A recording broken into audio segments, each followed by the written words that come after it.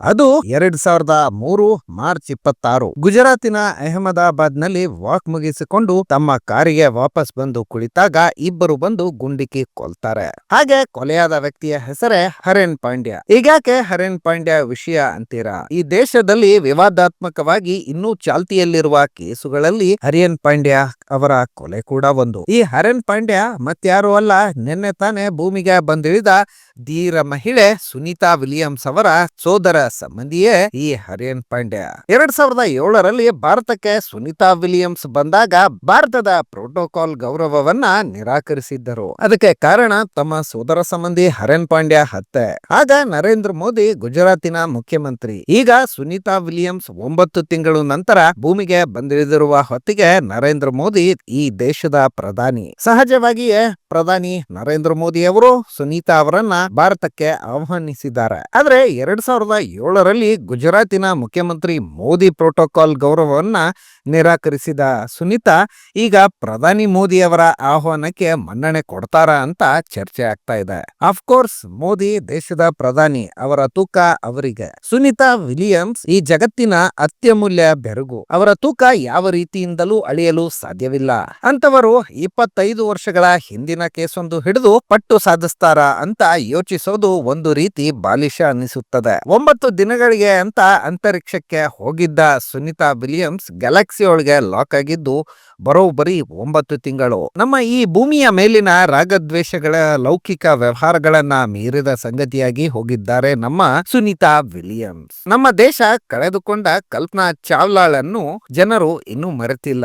ಈ ಲೋಕದ ಅದ್ಭುತ ಎನ್ನುವಂತೆ ಬದುಕಿ ಬಂದ ಸುನೀತಾ ವಿಲಿಯಮ್ಸ್ ತಂದೆ ನಮ್ಮ ಭಾರತದವರು ಎಂಬುದು ಅದೆಂತಹ ಗೌರವದ ವಿಚಾರ ನಮ್ಮ ದೇಶಕ್ಕೆ. ಸುನೀತಾ ವಿಲಿಯಮ್ಸ್ ಮೋದಿಯ ಕಾರಣಕ್ಕೆ ಭಾರತಕ್ಕೆ ಬರ್ತಾರಾ ಇಲ್ವಾ ಅಂತ ಯೋಚಿಸೋಕೆ ಕಾಂಗ್ರೆಸ್ ಇದೆ. ಈಗ ನಮ್ಗೆ ಕಾಡುವ ವಿಚಾರವೆಂದ್ರೆ ಗೋಧ್ರಾ ಹಿಂಸಾಚಾರಣೆಯ ಕೇಸು.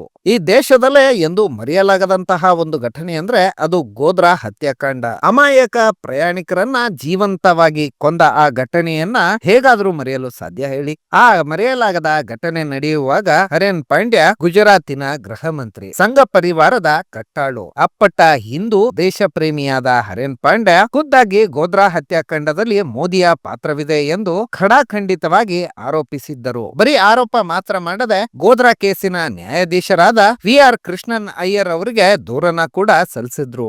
ಆ ದೂರಿನಲ್ಲಿ ಗೋಧ್ರಾ ಹತ್ಯಾಕಾಂಡದಲ್ಲಿ ರೈಲಿನಲ್ಲಿ ಕುಳಿತವರ ಮೇಲೆ ಹಿಂದೂ ಕಾರ್ಯಕರ್ತರು ಹೆಚ್ಚಿನ ದಾಳಿ ನಡೆಸುವಂತೆ ಖುದ್ದು ಮುಖ್ಯಮಂತ್ರಿಯಾಗಿದ್ದಂತಹ ನರೇಂದ್ರ ಮೋದಿ ಅವರು ಸೂಚನೆ ನೀಡಿದ್ದರು ಎಂಬ ಸ್ಫೋಟಕ ಮಾಹಿತಿ ಇತ್ತು. ಒಬ್ಬ ಗೃಹ ಮಂತ್ರಿಯಾದವನು ಅದೇ ರಾಜ್ಯದ ಮುಖ್ಯಮಂತ್ರಿಯ ಮೇಲೆ ಮಾಡಿದ ಆರೋಪ ನಿಜಕ್ಕೂ ಸಾಮಾನ್ಯವಾದ ವಿಚಾರವೇ ಅಲ್ಲ. ಇದಾದ ನಂತರ ಒಂದೇ ವರ್ಷದ ಅವಧಿಯಲ್ಲಿ ಬೆಳಗಿನ ಜಾವ ವಾಕ್ ಮುಗಿಸಿ ಬರುತ್ತಿದ್ದ ಹರೇನ್ ಪಾಂಡ್ಯ ಅವರನ್ನ ಗುಂಡಿಕ್ಕಿ ಕೊಲ್ಲಲಾಗುತ್ತದೆ. ಹರೇನ್ ಪಾಂಡ್ಯ ಅವರ ತಂದೆಯವರು ನನ್ನ ಮಗನ ಸಾವಿಗೆ ನರೇಂದ್ರ ಮೋದಿಯೇ ಕಾರಣ ಅನ್ನುವ ರೀತಿಯಲ್ಲಿ ಮಾತನಾಡುತ್ತಾರೆ. ಹರೇನ್ ಪಾಂಡ್ಯ ಅವರ ಕೊಲೆ ಕೇಸನ್ನ CBIಗೆ ವಹಿಸಿದ ನಂತರ 12 ಜನ ಅಪರಾಧಿಗಳೆಂದು ತೀರ್ಮಾನವಾಗುತ್ತದೆ.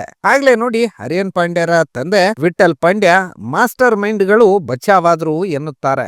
ಅತ್ತ CBI ಈ ಕೊಲೆಯ ಹಿಂದೆ ಮುಸ್ಲಿಂ ಭಯೋತ್ಪಾದಕ ಸಂಘಟನೆಗಳು ಕೆಲಸ ಮಾಡಿವೆ. ಗೋಧ್ರಾ ಹತ್ಯಾಕಾಂಡ ಪ್ರತೀಕಾರಕ್ಕಾಗಿ ಈ ಹತ್ಯೆ ನಡೆದಿದೆ ಎಂದು ತನಿಖಾ ವರದಿಗಳು ಸಲ್ಲಿಸುತ್ತದೆ.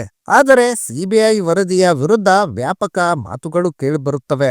ಅದೆಲ್ಲದರ ನಡುವೆ ದಶಕಗಳೇ ಕಳೆದು ಹೋಗುತ್ತವೆ. ಹರೇನ್ ಪಾಂಡ್ಯ ಎಂಬ ಹಿಂದೂ ದೇಶ ಭಕ್ತನೊಬ್ಬನ ಸೋದರ ಸಂಬಂಧಿ ಸುನೀತಾ ವಿಲಿಯಮ್ಸ್ ಈ ಲೋಕದ ಬೆರಗೊಂದಕ್ಕೆ ಸಾಕ್ಷಿಯಾಗಿ ಯಾರ ಅಭಿಪ್ರಾಯಕ್ಕೂ ನಿಲುಕದ ಮೇರು ವ್ಯಕ್ತಿಯಾಗಿದ್ದಾರೆ. ಅಂತಹ ಸಮಯದಲ್ಲಿ ಕೇರಳದ ಕಾಂಗ್ರೆಸ್ ಪಕ್ಷ ತಮ್ಮ ಎಕ್ಸ್ ಖಾತೆಯಲ್ಲಿ ಮೋದಿ ಆಹ್ವಾನವನ್ನ ಸುನೀತಾ ವಿಲಿಯಮ್ಸ್ ಅವರು ಕಸದ ಬುಟ್ಟಿಗೆ ಎಸೆಯುತ್ತಾರೆ ಎಂದಿದೆ. ಒಂದೆಡೆ ಹರೇನ್ ಪಾಂಡ್ಯ ಬಿಜೆಪಿಯ ಪಕ್ಷದ ಕಟ್ಟಾಳು ಆಗಿದ್ದು ನಿಜ. ಸುನೀತಾ ವಿಲಿಯಮ್ಸ್ ಗುಜರಾತಿಗೆ ಬಂದಾಗ ಮೋದಿ ಸರ್ಕಾರ ನೀಡಿದ ಗೌರವ ಪ್ರೋಟೋಕಾಲ್ ಅನ್ನ ನಿರಾಕರಿಸಿದ್ದು ನಿಜ. ಕೊನೆಯ ಪ್ರಶ್ನೆಯೊಂದು ಹೀಗೆ ಉಳಿಯುತ್ತದೆ. ಗೋಧ್ರಾ ಸೇರಿದಂತೆ ಹಲವಾರು ಹತ್ಯಾಕಾಂಡದ ಕೆಳಗೆ ಎಂತೆಂತ ದೊಡ್ಡ ದೇಶಭಕ್ತರೇ ಅನುಮಾನವಾಗಿ ಹೋಗಿದ್ದಾರೆ ಅಂದ ಮೇಲೆ ಸತ್ಯ ಅನ್ನೋದು ಈ ದೇಶದಲ್ಲಿ ಯಾವ ರೂಪದಲ್ಲಿದೆ ಅನ್ನುವಂತಹದ್ದು.